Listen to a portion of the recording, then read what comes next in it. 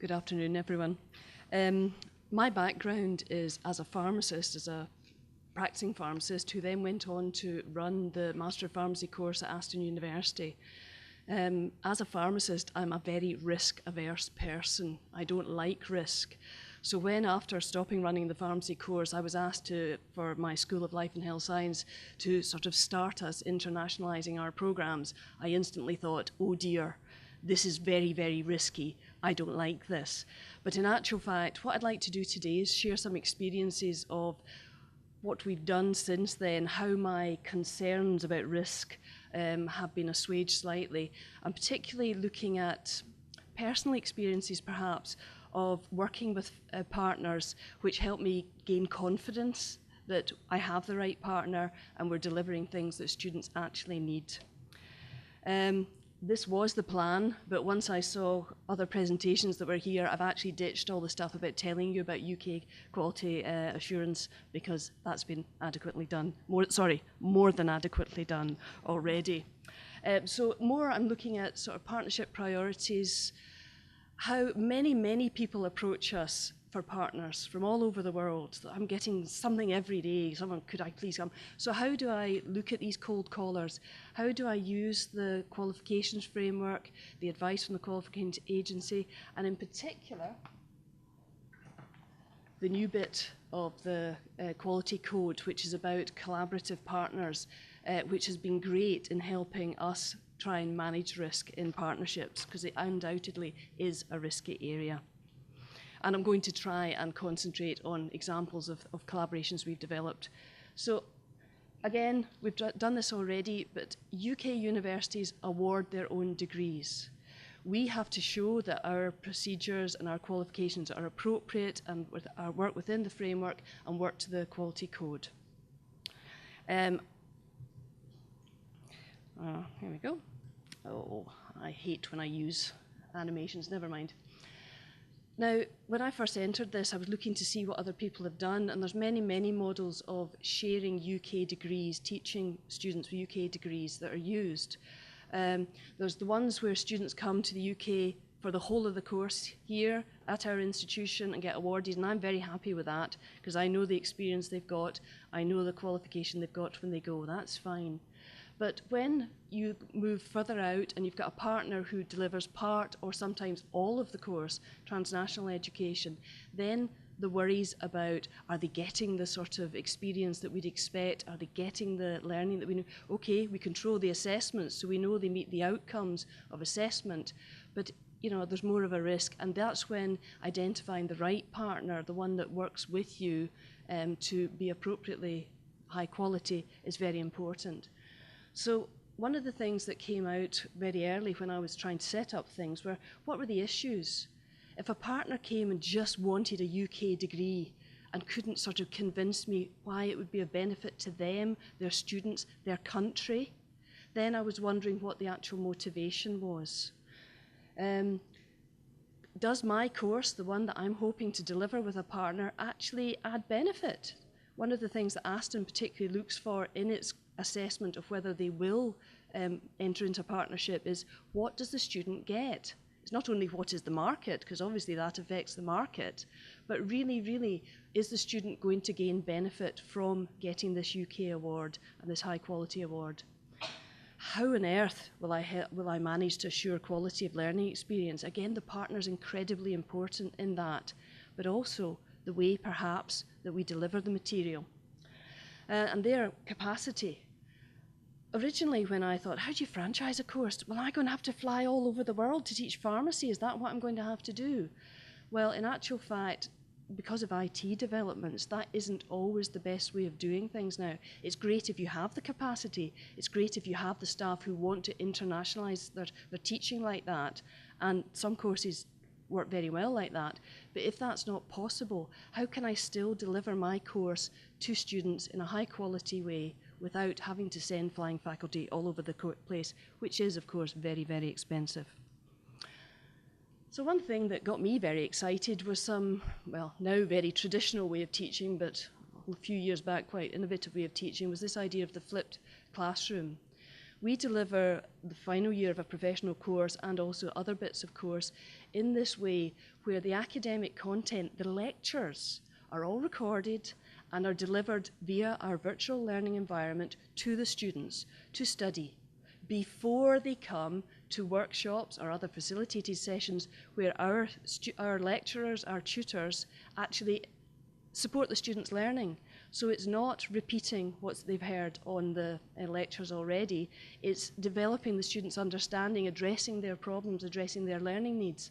And when we saw this working very successfully at Aston, I thought, that's the way I can quality assure my delivery of programs with partners abroad, and I know they're going to get the education. It's going to be much easier to quality control. That's great if the learning culture is the same as ours and it's expected, but as I'll show, maybe my very first experience of that wasn't as successful. We've got successful students, but they're not actually learning in the way I expected. Oh, I think I've got the wrong presentation up. I reordered these. Never mind. I'm going to have to just work through the slides. Okay. This was an old version of the presentation that's up. One of the other problems we actually have of students coming to our university, or actually students where we're delivering our courses in countries where English is not at such an advanced level, is actually English language support. So therefore, there's parts of Aston University where give me great support, and our Centre for English Language does that, in that we already deliver pre-sessional courses of 8-week, 16-week or 20-week intense English development in order to support students' learning so they can access our master's courses in particular. We then use that later to develop some ideas to help design courses bespoke, because again, there's no point in just saying, I've got these 3 programs, does anyone want them? We are working with partners to say, these are our areas of expertise, this is what we're really good at. Is it what you need? And how can we make it what you really need? Because then you're meeting the needs of the partner, their student, their country. That's what we're trying to do. Okay? And in particular, I'm in the School of Life and Health Science, and the School of Language and Social Science, the Centre for English Language within there, has developed and is developing specific English language intensive courses to support particularly postgraduate courses. So we already have English for academic purposes, particularly in the fields of medicine, and that is being delivered in Vietnam already here, and we also deliver it at home. We've got English for business, and English for engineering is being developed, and one that I'm particularly keen on is English for academic purposes in the field of biotechnology, and that's going to help me deliver partnership programs in Vietnam in the future, I hope. So if we park that at the moment, we'll jump back to it later, when it should have been. Okay, so if we go back to thinking about the flipped classroom, the first successful program that we actually developed was with a partner in Singapore, where we were doing a medical bioscience. It was a 2-year top-up to BSc, which was delivered in 18 months. And herein is a little warning. Be very careful you know exactly what you're going to organise when you think it's possible, because there were some very positive drivers for this collaboration. This was a highly regulated country with quality systems that were very comparable to my own. So we were speaking the same, and we were speaking the same language anyway. So there was a lot of synergy with our partner. There was a lot of commonality. We knew what we wanted, and there was a clear benefit for the students for this course. So we knew there was a market, and we knew that we were going to work to the same quality. The challenges were actually, well, firstly, the partner wanted 4 entry points a year. Well, in Britain, we usually have 1, right? And the students wanted a minimum possible duration of the course. And we investigated this in great detail to ensure it was true by talking to students, and sure enough, they did. So we are doing a 2-year top-up in 18 months to part-time studying students, right? But, my goodness, do they work? And I hope I'm not on red already, am I? Oh gosh, I'm going to have it right. Right, but innovative course design actually helped us get over these problems in that we could manage to make sure the prerequisites were such that students would have 2 options of flowing through the course and could do 18 months. We did the flipped classroom, they were going to do it, but the students did not like that. It wasn't what they're used to. They're used to their professors teaching them. They did not want to listen to a lecture and come to workshops. So all these workshops we'd prepared to support the students weren't used. When we asked the students, do you like the lectures? Yes, we love the lectures, but we use them for revision. We don't do it. In actual fact, they were great for teaching the tutors. So the tutors all listened to the lectures, so reproduced them there. Students are successful. The students are doing very, very well, but they're not learning the way I expected. So it is a successful course, but it's not working the way I thought it would. Right? The next one, which hasn't actually started yet, but we're in the way, gave a different challenge because it was TNE across a language divide. And I tried my hardest to get Aston to approve me teaching a course in Italian. But probably, Carolyn, you'll be very glad to hear they said absolutely not, okay? We could not quality control that to a sufficient standard. So that wasn't allowed, tried as I had. But we have got a partner there who is so like-minded to the other professionals. Now, we're talking about vision science optometry here. We've got partners whose motivation was professional and who actually now we're working with to ensure their students have appropriate levels of language to enter our courses, okay? What they were wanting to do is, our partners are a private college who teach dispensing opticians. Now, there is no need in Italy for a degree level to be an optometrist. In a way, it doesn't exist. But these partners are convinced and are working with the profession in Italy to upskill the profession from what's needed, a diploma, to a degree level qualification where you can work as an optometrist, a much higher level qualification.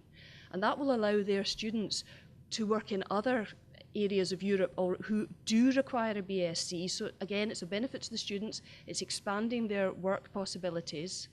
And also, the expectation is that the whole of the profession will move up. So again, we've got partners who were so impressive in their understanding of UK quality requirements that it's developed very well and very quickly, and we'll be having our first students later in 2014. Because, and again, what was important about that partnership was like-minded people. Whoa, right? So what they're doing is they're doing, and here's an idea again about course design to meet the needs of students. They're doing 100 credits in Italy. They're coming to us to get the benefit of our expertise in clinical and professional practice, where we will assess all the real high-level skills that are absolutely required for the profession at degree level. And then they're going back to Italy to complete their course there.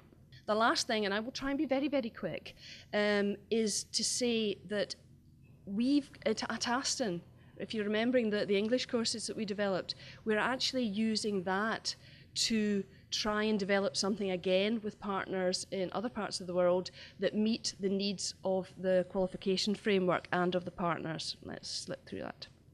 Right? And the first example is we've got a partnership that's come through research in India. In India, to get an MSc, you need 2 years of study. A taught MSc in the qualification framework in the UK is 1 year of study. However, there is a thing called the extended masters, which is up to 2 years of study. So we're developing, in partnership with our Indian collaborator, research-led, a 2-year MSc where students from UK and India will spend 1 year with us and 1 year in India to do the same course, and will get a qualification which is duly recognised by the UK and by India. So again, know your partner, know the framework of the country you're working in, and think about how you can use your qualifications framework to build what you and your partner need. And the final thing I'm going to tell you about, since I've had red waved at me twice already, is, and this is particularly relevant to our collaborations here in Vietnam, where capacity building, where you were talking about needing to teach the people, to train the trainers for the future.